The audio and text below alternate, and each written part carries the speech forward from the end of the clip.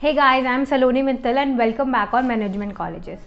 जो आज हम बात करेंगे वो हम बात करेंगे एलिजिबिलिटी के बारे में। एमबीए के आपको अपीयर करने के लिए, एमबीए में एडमिशन लेने के लिए एलिजिबिलिटी क्राइटेरिया क्या होता है उसके बारे में।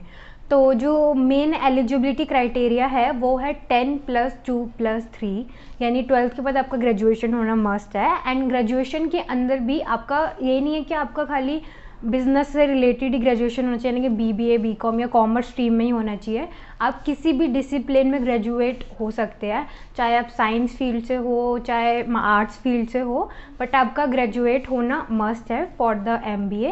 एंड उसके अलावा जो सेकेंड क्राइटेरिया है वो है 50%, यानी कि आपका ग्रेजुएशन में 50% मिनिमम होना चाहिए। अगर आपका 50% से कम है तो आप एमबीए करने के लिए एलिजिबल नहीं हो। बट काफ़ी सारे कॉलेज अपना खुद का भी कुछ क्राइटेरिया सेट करते हैं, जैसे 60% या 70%, वो कॉलेज टू कॉलेज डिपेंड करता है। बट जो मिनिमम क्राइटेरिया रहता है वो रहता है 50%। एंड उसके बाद आपका जो ग्रेजुएशन हुआ है वो भी किसी रिकॉग्नाइज्ड कॉलेज से होना चाहिए। एंड इसके अलावा जो सेकंड आपका रहता है वो ऐसा नहीं है कि आपका जो ग्रेजुएशन है वो आपका खाली 3 साल का हो तभी उसके बाद कर सकते हो। आपका जैसे बीटेक करते हैं लोग जिसका 4 साल होता है, उसके बाद भी आप एमबीए कर सकते हो। 3 या 4 साल से कुछ फ़र्क नहीं पड़ता, बस आपका ग्रेजुएट होना मस्ट है। और बहुत सारे स्टूडेंट्स को ये भी कन्फ्यूजन रहती है कि अगर हम 3rd ईयर में हैं एग्जाम्पल ग्रेजुएशन के, तो क्या हम नेक्स्ट ईयर के लिए एलिजिबल हैं या सेम ईयर के लिए एलिजिबल हैं एग्ज़ाम देने के लिए और एमबीए परस्यू करने के लिए। तो हाँ, बिल्कुल एलिजिबल हो।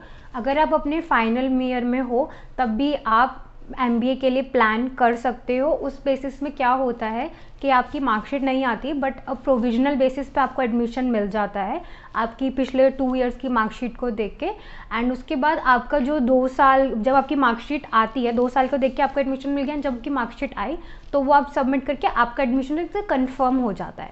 तो उस बेसिस पे आप एडमिशन ले सकते हो। अगर आप नहीं करते हो तो फिर आपका 1 ईयर का गैप आ जाता है। तो काफ़ी सारे स्टूडेंट वो अवॉइड करते हैं उस गैप को और अपना ग्रेजुएशन कंप्लीट होते ही जस्ट वो आफ्टर दैट एमबीए ज्वाइन कर लेते हैं।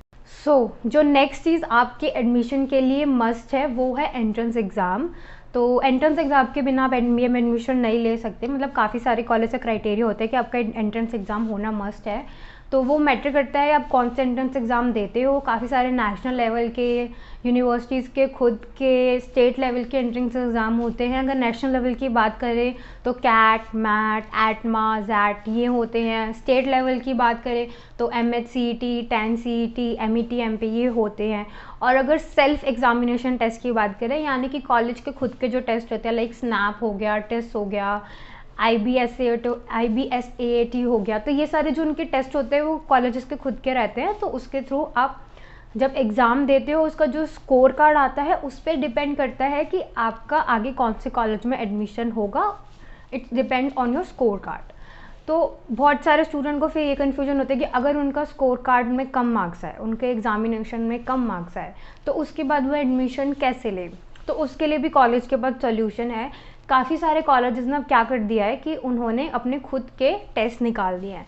यानी कि अगर आपने जैसे मान लीजिए कैट का एग्ज़ाम दिया तो उसके बाद आपका स्कोर कम आया, बट स्टूडेंट को उसी कॉलेज में एडमिशन लेना है, तो फिर वो अपना खुद का एक एग्ज़ामिनेशन दिलवाते हैं उस टाइम।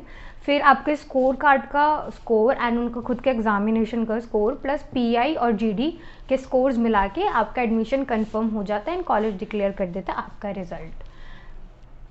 और इसके अलावा SC ST के लिए या स्पेशल कैटेगरी के लिए कुछ उनकी परसेंटेज क्राइटेरिया भी होता है, वो डिपेंड करता है कॉलेज टू कॉलेज।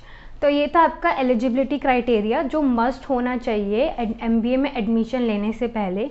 अगर आपका ये एलिजिबिलिटी क्राइटेरिया फिट है तो आप एमबीए के लिए अप्लाई कर सकते हो।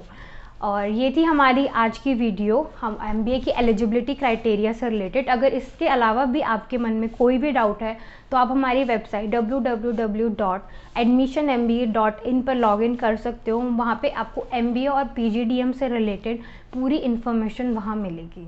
सो अब मिलते हैं आपसे हमारी अगली वीडियो।